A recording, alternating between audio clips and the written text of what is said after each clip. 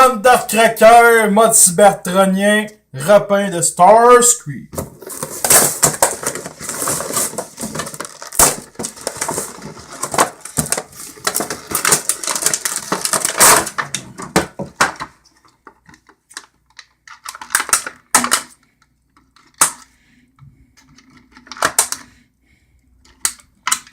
Oh.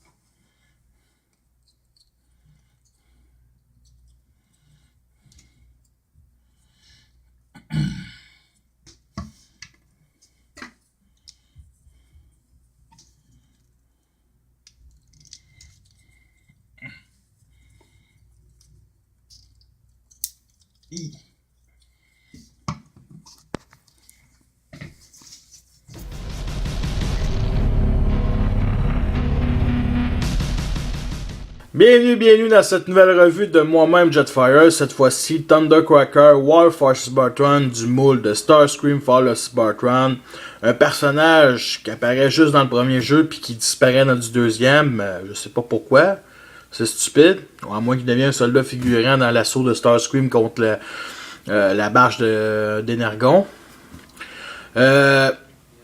Je trouve que pour le moule, celui-là, j'ai vu les couleurs de Skywrap japonaises et américaines. Pour le moule, je trouve que lui, c'est ces couleurs-là qui paraît mieux.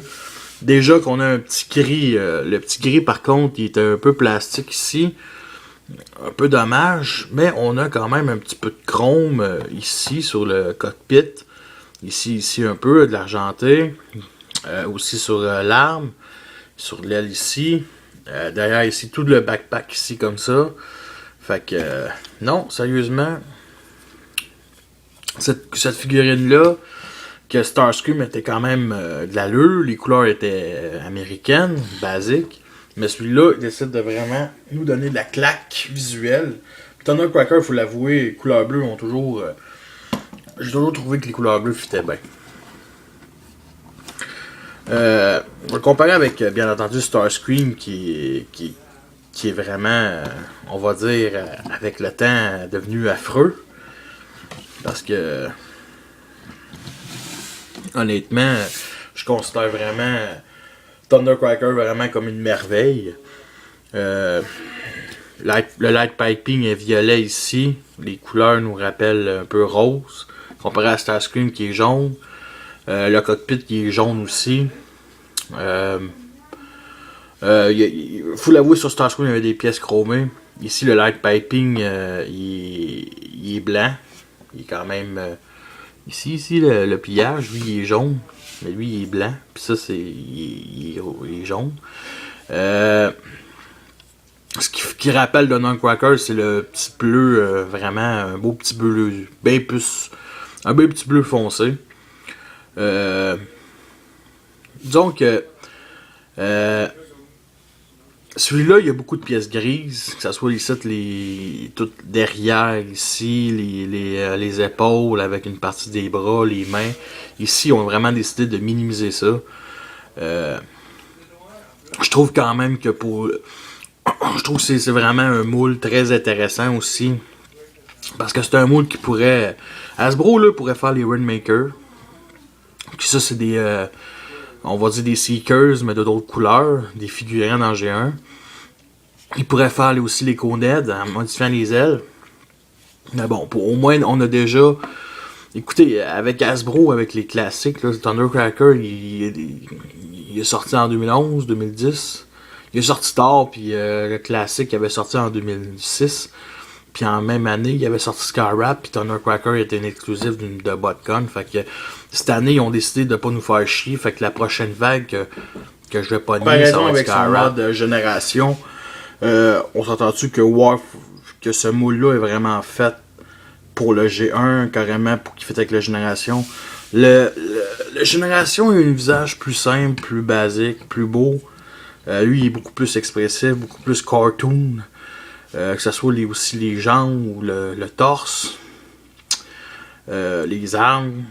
La couleur ressemble beaucoup, les ailes aussi. Ça, j'aime beaucoup les ailes comme ça. Puis de côté, lui, il a un certain backpack. Lui, il a juste son bout de jet. Fait que, ouais, je trouve que pour les deux, ça représente bien le personnage. Mais bon, c'est bizarre. Ces jouets-là sont supposés être plus petits, mais ont des têtes gigantesques comparées aux Deluxe Génération parce qu'il fait. Parce que c'est ça qui est ça. Ouais. Vraiment.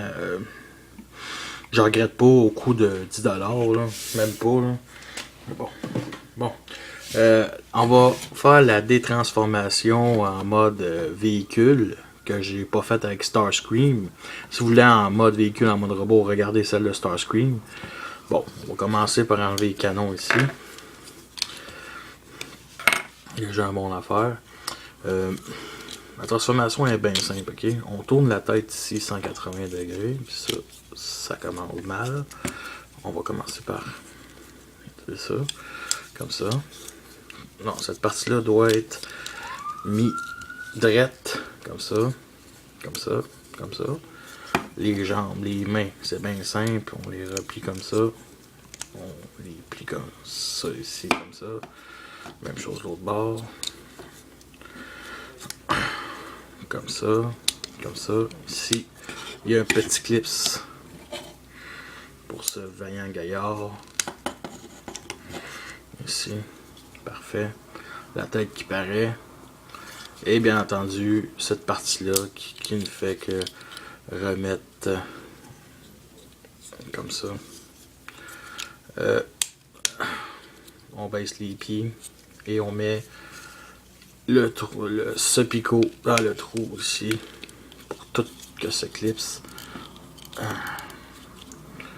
Et bien entendu, le bout. Il y a plusieurs moyens pour mettre les guns. Ici comme ça.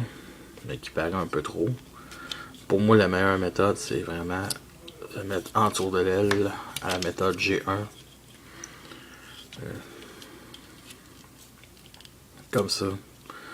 Et nous avons notre Thundercracker mode jet cybertronien. Voici une petite comparaison les deux modes terrestre, mode véhicule, que ce soit sur Cybertron et sur Terre. Bon, les deux sont ressemblants, sont à peu près faits. Vous comprenez le concept, les deux armes, les ailes. Arrêter les ailes de même, c'est quand même bien. Mais il aurait pu faire plus triangulaire, comme dans War Within, mais bon, c'est pas plus grave que ça. Les réacteurs ici, les ailes, ces deux ailes-là représentent ces ailes-là, mais en tout cas. Puis, il y a eu une nouvelle gimmick que j'ai trouvée. Ça en chacun une des revues anglaises. C'est cette pièce-là ici qui s'enlève. Et on peut mettre les canons comme ça. Comme ça. Et ici comme ça. Pour former des canons de même. Pour former des canons dorsaux. C'est vraiment intéressant, mais bon, moi je trouve ça un peu laid. C'est pas si pire, je veux dire, mais ça aurait pu être mieux, mais bon. C'est une autre petite gimmick que j'ai pas vu avec Starscream, parce que celle de Starscream aussi fait ça. Fait que...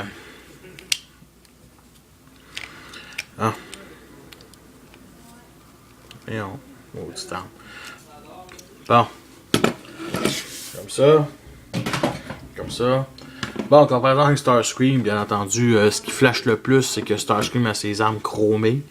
À part ça, couleur grise, celle-là est vraiment beaucoup plus belle, beaucoup plus finie. Tu sais, je veux dire, si vous n'avez pas acheté Starscream, ben achetez Thundercracker parce que c'est les couleurs les plus belles. Puis ce qui est intéressant avec ce jouet-là, c'est que c'est pas version japonaise, c'est version américaine. Comme le Thundercracker Génération, c'est une belle surprise parce que je considère Starscream comme mon Seekers préféré, mais en même temps, pas le choix, c'est seul vraiment avec une personnalité. Thundercracker et Skywrap ont toujours passé en deuxième, puis au moins dans War for Cybertron, on les a montré un petit peu plus, fait que c'est déjà intéressant, mais les générations, avec cette comparaison, fait que c'est deux jouets merveilleux. Que ça soit Thundercracker, j'ai toujours trouvé que les couleurs Color étaient vraiment de la gueule comparé à Starscream qui était couleur américaine ou Skywrap qui était noir et violet. J'ai vu les couleurs de Skywrap, couleur japonaise. Couleur japonaise et américaine. Américaine, ils ont rajouté du noir et du gris, fait que c'est un peu laid. Je vais l'acheter pareil quand même. Il faut quand même gérer les tricots des Seekers. Mais là, honnêtement, ouais. Bon. Conclusion, est-ce que c'est une figurine qui en vaut la peine? Absolument, absolument, là, vraiment, là. Pour les couleurs aussi, parce que c'est pour aussi compléter les Seekers multimatroniens, parce que je trouve que les couleurs vraiment très belles, mais je finis toujours par me répéter, mais bon, c'est pas plus grave que ça.